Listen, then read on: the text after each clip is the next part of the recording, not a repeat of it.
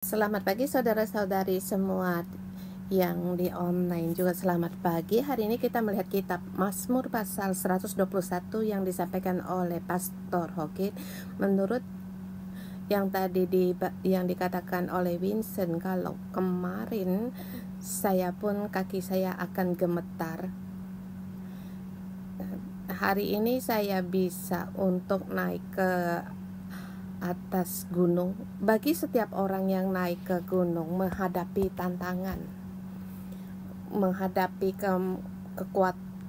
kekuatannya, seluruh kondisi tubuhnya, apakah siap untuk menghadapi tantangan? Sepertinya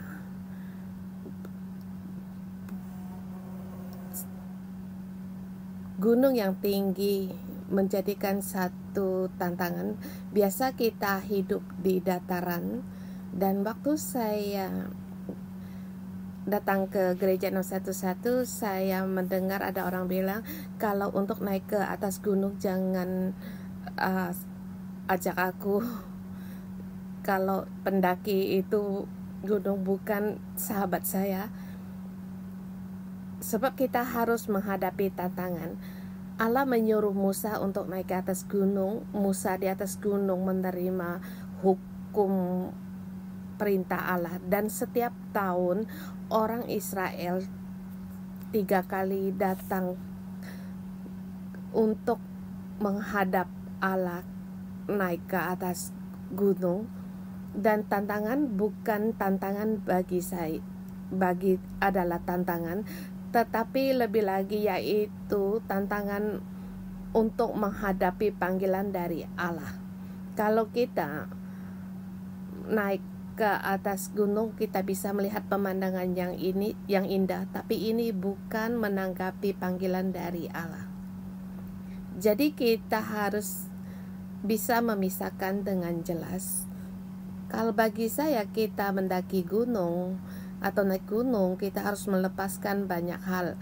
Banyak orang merasa di mana mendaki gunung banyak pekerjaan. Bagaimana saya bisa untuk pergi mendaki?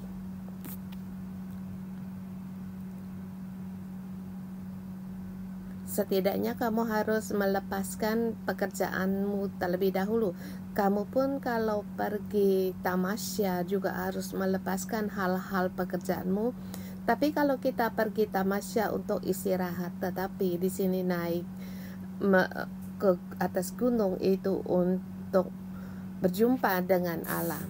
Ini konsep terlebih dahulu untuk kita melihat bagaimana kita naik gunung. Jadi kita mendaki gunung untuk menanggapi Allah, bukan karena kita agak kelonggaran dalam waktu atau suka pergi untuk mendaki gunung. Bagi orang Israel setahun 3 kali mereka mendaki gunung untuk menjawab panggilan dari Allah. Mereka harus melepaskan segalanya. Terlebih lagi di masyarakat pertanian,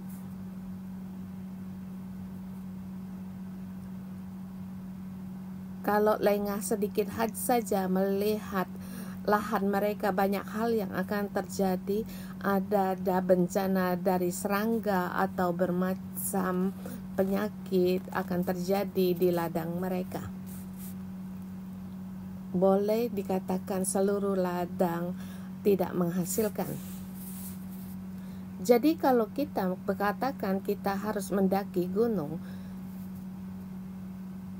yaitu kita harus percaya akan Allah, baru kita bisa untuk mendaki gunung. Bermacam-macam kesusahan dan berbagai hal tantangan.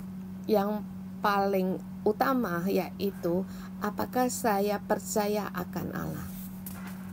Saya melepaskan pekerjaan saya, apakah saya bisa percaya kepada Allah. Jadi saya mulai untuk mendaki gunung. Di tantangan di tengah perjalanan, apakah saya bisa percaya kepada Allah. Musa, dia 7 kali naik ke gunung Sinai. Dia awalnya juga seorang pendaki gunung, sebab dia mengembalakan domba-dombanya dari gunung ke gunung yang lain. Tetapi waktu dia menghadap Allah itu punya perkara yang lain, sebab di atas gunung dia bisa mendengar akan apa yang Allah percayakan kepadanya, dan Allah menyuruh dia turun gunung, kemudian suruh dia naik kembali ke gunung, dan kita katakan 7 kali untuk naik gunung, juga termasuk 7 kali turun gunung. Pada saat turun gunung, setelah menyampaikan perintah Allah, dia harus naik kembali ke atas gunung. Kalau bagi saya juga, saya mulai tidak sabar.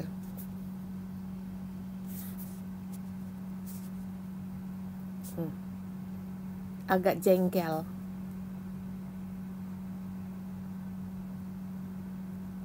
Di kitab Keluaran pasal 19 sampai 20, dengan waktu yang singkat, Musa naik gunung 7 kali. Dia pun menghadapi bermacam kesulitan.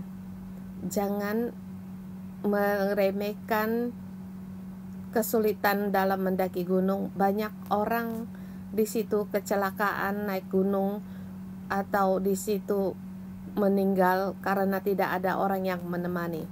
Saya juga pernah naik ke Gunung Sinai seorang diri. Tetapi di waktu saya sebelum naik ke gunung, saya sudah dihalangi oleh penjaga, dan ia berkata, kamu seorang sendiri mendaki gunung, itu tidak boleh.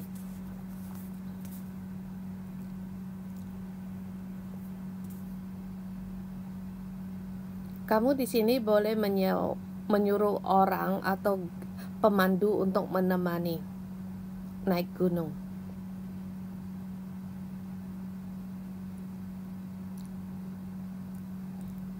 Sepuluh orang bayar biaya pemandu, dengan 1 orang menyewa pemandu itu juga dengan harga yang sama. Kamu harus beri.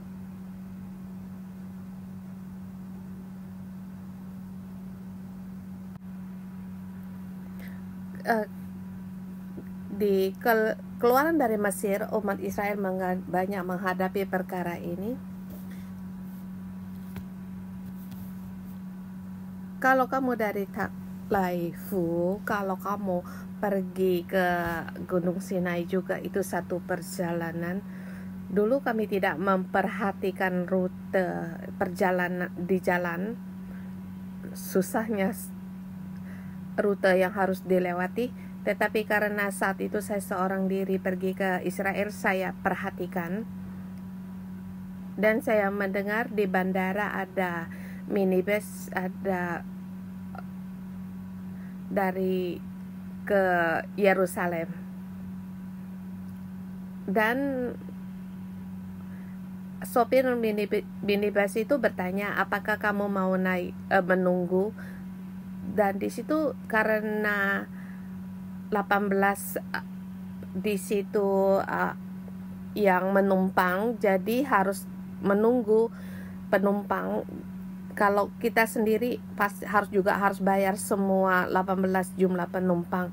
Dan di situ kami ada 16 penumpang di situ, jadi kami semua harus dibagi rata untuk membayar sewa minibus itu. Ini pengalaman saya di Israel. Di awal di kitab Mazmur 1:21 itu, dengan orang pertama berkata, aku melayangkan mataku ke gunung-gunung, aku yang seorang diri. Ya, sungguh seorang diri untuk naik ke atas gunung itu sangat membahayakan. Dan orang Israel, mereka naik ke gunung untuk menghadap Allah, mereka juga tidak seorang diri. Orang Lewi, mereka akan di perkampungan mereka memanggil orang-orang untuk bersama kita bersama untuk naik ke atas ke gunung Tuhan. Waktu mereka berangkat bersama dengan tetangga-tetangga mereka. Tapi menghadapi tantangan di gunung, semua orang harus bertanya pada dirinya sendiri. Yang seperti di ayat pertama ditanyakan, aku melayangkan mataku ke gunung-gunung, dari manakah akan datang pertolonganku? Bagi seorang yang punya pengalaman untuk naik ke atas gunung, setiap kali dia harus bertanya pada pertanyaan ini, dia harus berhati-hati untuk meneliti dan tantangan kesulitan yang harus dilewati. Tapi kalau sekelompok orang bersama berangkat, itu ada saling, itu berbeda, sebab ada yang saling menopang.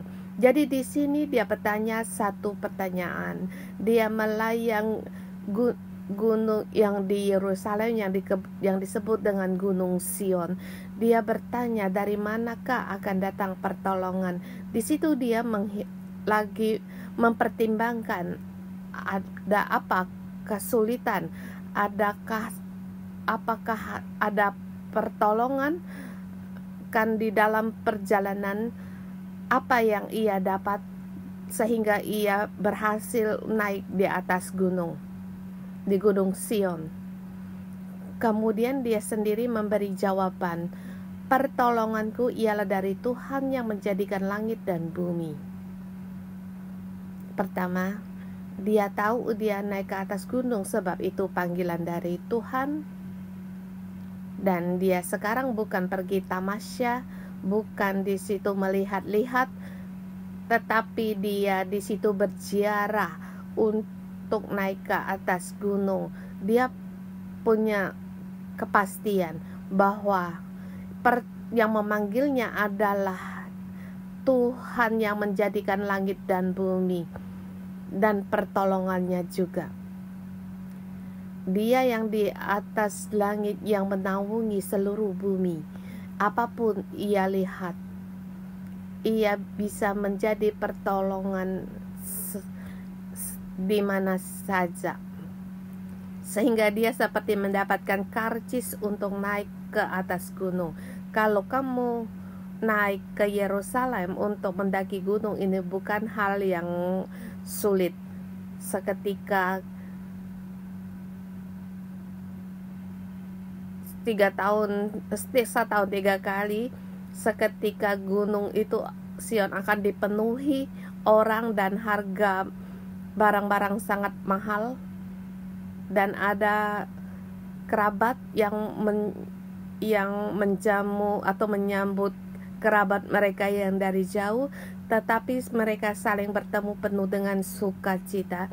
Yang dari utara seperti dari Naftali, atau yang lebih dekat Manase, orang-orang ini akan menuju berduyun-duyun menuju Gunung Sion.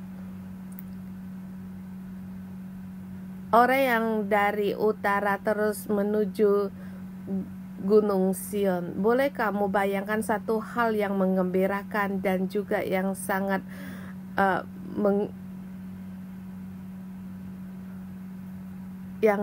menegangkan, sebab banyak yang antri, sebab semua tahu kalau harus di situ berjumpa dengan Allah, jadi harus dengan sabar untuk antri. Dengan tema di hari ini di PowerPoint, yaitu para penjara pendaki gunung, yaitu mereka harus tegar, percaya akan pelindungan Allah. Kebanyakan orang yang mendaki gunung itu tidak seorang diri. Kita tidak perlu menjadi pahlawan yang demikian. Yang saling menopang itu yang bisa berhasil sampai di tujuan. Saudara semua, kita pun sangat penting untuk saling menopang, untuk kita bersama naik ke atas sampai di puncak gunung. Tetapi ada orang tidak sabar, ada yang tenaganya tidak kuat, ada orang yang membawa bekalnya terlalu banyak, terlalu berat, atau ada yang tidak cukup. Jadi kita harus saling menopang. Dan kita harus bertanya pada satu perkara, pertolonganku dari manakah akan datang? Maka kita baru bisa untuk mendaki gunung. Saya mengatakan ini tanya jawab akan penjara ini. Di sini dikatakan, aku di sini melayang-layangkan mataku ke atas gunung. Ayat kedua, pertolonganku. Di sini kita menggunakan untuk nyanyian ziarah ini bagi umat Israel. Mereka setahun 3 kali menghadap kepada Allah. Dalam ini seperti tangga dalam teks aslinya. Artinya kita lihat dari tangga yang pertama, yaitu aku melayangkan mataku ke gunung-gunung, dari manakah akan datang pertolonganku. Langkah yang kedua, pertolonganku. Jadi di sini sangat menyambung dari ayat pertama di bagian B. Kemudian ya, dari Tuhan yang menjadikan langit dan bumi. Aku melayangkan mataku ke gunung-gunung, dari manakah akan datang pertolonganku. Di tingkat yang kedua, pertolonganku. Adakah kamu melihat pertolonganku? Kemudian ialah dari Tuhan yang menjadikan langit dan bumi. Dia telah menaik satu langkah lagi, dan ini seperti tangga, bukan hanya mengatakan orang Lewi yang di bait suci ada 15 tangga, bukan hanya mengatakan tentang hal itu. Di Mazmur strukturnya memang seperti tangga. Nanti kita akan melihat lebih banyak lagi, dan kita telah menjelaskan yaitu nyanyian ziarah, selangkah demi selangkah untuk naik atau berziarah.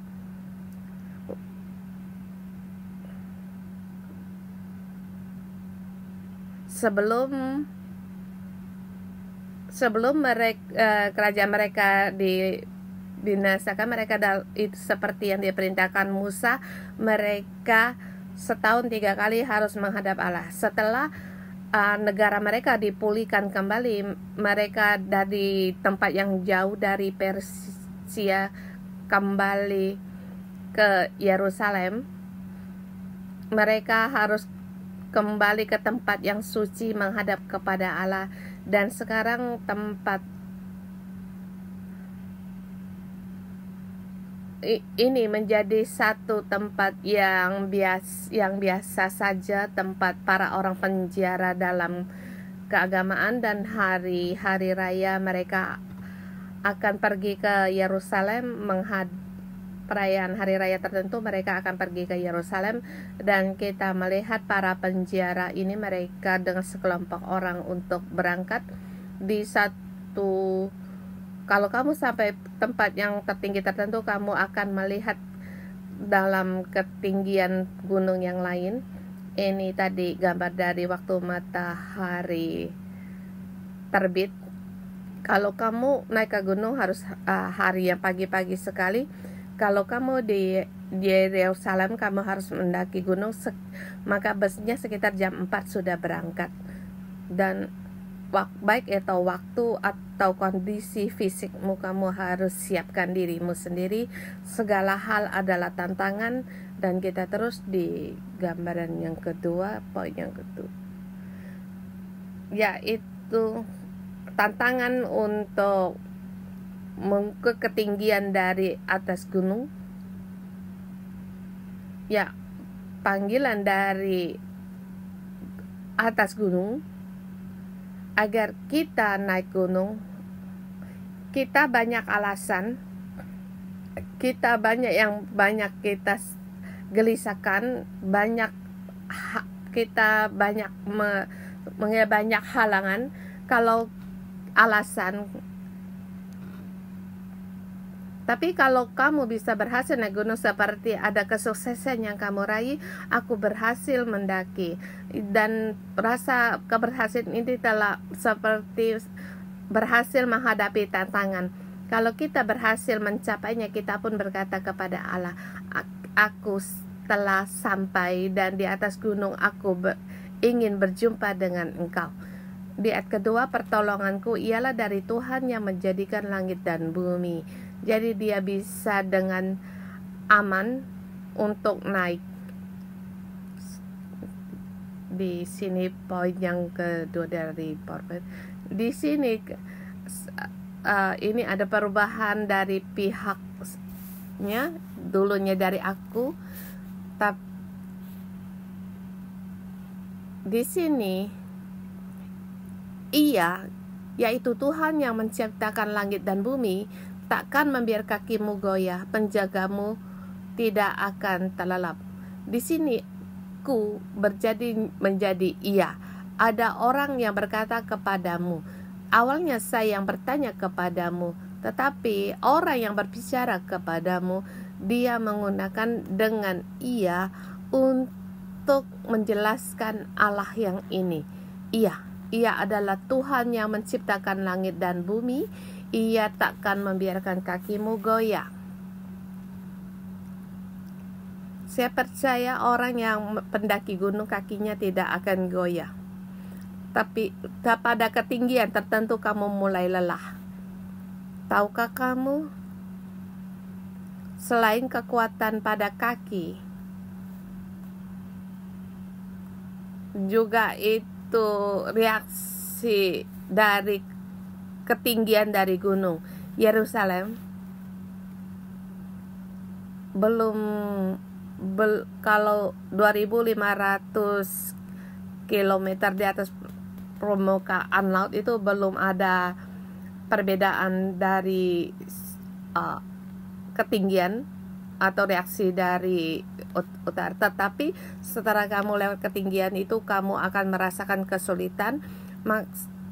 Pertama, kamu akan merasa kekurangan oksigen, otakmu juga merasa kurang oksigen, mungkin kamu akan pingsan atau kamu bisa muntah-muntah. Jadi di sini Tuhan Dia yang menjagamu, Dia akan menjaga tubuhmu, kakimu tidak akan goyah. Penjagamu tidak akan terlelap.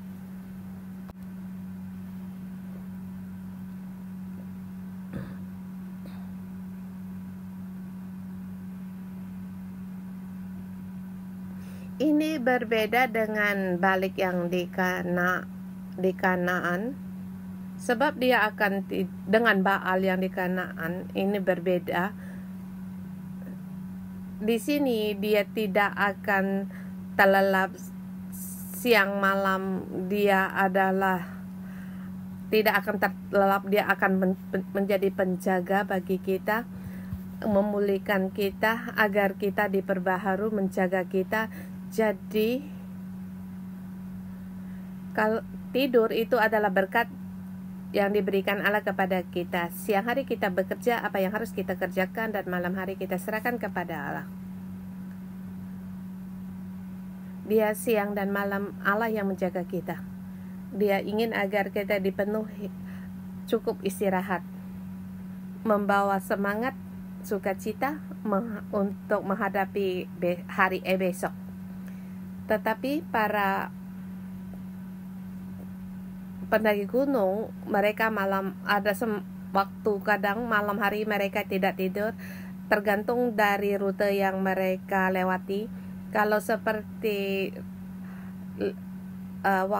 rute yang agak berbahaya, mereka di situ kamu tidak bisa tidur, kamu ingin terus untuk berjalan sampai di tempat yang agak luas atau leluasa, kamu baru bisa istirahat. Bagi kita pun pada saat kita merasa tegang,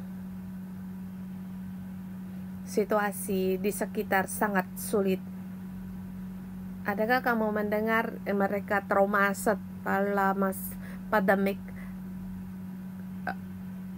telah berlalu, tetapi seperti ada kembali kambuh kembali, mempengaruhi perekonomian atau emosi orang, dan bermacam pengaruh yang diakibatkan dari pengaruh dari pandemik. Banyak orang yang tidak bisa tidur dalam kegelisahan, tetapi di ayat ketiga ayat memberitahukan kepada kita bahwa Allah kita, Dia tidak akan terlelap. Kalau suatu malam kamu tidak bisa tidur, kamu bisa berbicara dengan Allah. Aku tahu engkau malam hari bekerja, dan malam ini apa yang engkau kerjakan, bagaimana engkau memelihara dunia ini, bagaimana engkau menghadapi peperangan ini dan memelihara gempa bumi ini. Kamu bisa bertanya perkara yang besar, perkara kecil, atau perkara pribadi. Di ayat 4 dikatakan, sesungguhnya tidak terlelap dan tidak tertidur penjaga Israel. Dikatakan yang di depan juga penjaga yang tidak akan terlelap, di sini juga tidak terlelap dan tertidur. Ini seperti diulangi satu tangga yang dia tidak tertidur juga tidak ngantuk, dia tidak tidur. Di saat kita istirahat, terus berjalan, dialah penjaga Israel. Ayat kelima. Kembali di sini dikatakan penjaga Israel. Tuhan yang menjagamu, Tuhan di sebelah kirimu untuk menjagamu, Tuhan yang menciptakan langit dan bumi, matanya melihat bumi, melihat para yang mendaki gunung penjara. Dia akan menjagamu. Kalau kita bertanya, apakah kalau kita tidak naik berjarah, apakah Allah akan menjagamu? Kalau kamu tidak naik gunung, apakah Allah akan menjagamu? Tentu ada, yaitu keperluanmu terhadap Allah, komitmenmu. Siapa yang melindungimu? Yang di sebelah kananmu, mereka yang mendaki gunung. Kalau kamu di atas gunung, kamu melihat di dataran yang di bawah, kamu melihat seperti hanya dua orang atau orang-orang di bawah. Kamu bisa mengalami secara pertemuanmu dengan Allah lebih pribadi, sampai kamu di puncak gunung, sampai pada tujuanmu, maka kamu akan lebih lagi merasakan Allah menantimu. Ayat 6 sampai dengan 8. Allah bukan hanya tidak tertidur, Dia tidak terlelap. Matahari pun tidak menyakiti engkau pada waktu siang atau bulan pada waktu malam. Kita melihat di situ tidak. Di dalam terjemahan Cina ada 7 dan dalam teks Ibrani hanya 5. Ayat ke-6, matahari tidak menyakiti engkau pada waktu siang dan bulan pada waktu malam. Ya, terjemahan kita juga tidak ada ditambah tidak menyakitimu, satu kata yang sejajar, hanya di situ ditulis tidak menyakitimu. Dan di ayat ke-7, ayat ke-6, matahari waktu siang dan bulan pada waktu malam. Dan kita melihat lebih nyata lagi penjagaan Allah siang dan malam. Dan siang hari kita merasakan matahari terlalu panas dan khawatir akan dehidrasi. Mungkin ada orang karena kekurangan air, mereka bisa dehidrasi. Dan malam hari terhadap dongeng terhadap bulan, tetapi sesungguhnya bulan adalah ciptaan Allah. Ayat ke-7, Tuhan akan menjaga engkau terhadap segala kecelakaan. Ia akan menjaga nyawamu. Dan kita melihat ini adalah pelindungan seluruhnya, memelihara nyawamu. Ini dalam tesan nyawamu, jiwamu. Walau ada kalanya tubuh kita lemah, kita tidak bisa lagi berjalan, tetapi jiwa kita bisa terus untuk berseru kepada Allah, dan Allah tetap memberikan pada nyawa kita, memberikan semangat bagi nyawa kita. Dan ayat 7-8 menyatakan tentang penjagaan Allah. Di ayat ke-8, Tuhan akan menjaga keluar masukmu dari sekarang sampai selama-lamanya. Dalam terjemahan asli, ya itu Tuhan akan menjaga keluar masukmu. Tuhan akan menjagamu di ayat ke-7 dan ayat ke-8 itu diulangi kembali. Di situ kembali dikatakan Tuhan akan menjagamu keluar masukmu. Kamu naik ke Gunung Sinai, ke Gunung Sion, sampai kamu pulang ke rumah. Tuhan akan menjagamu secara seluruh 24 jam.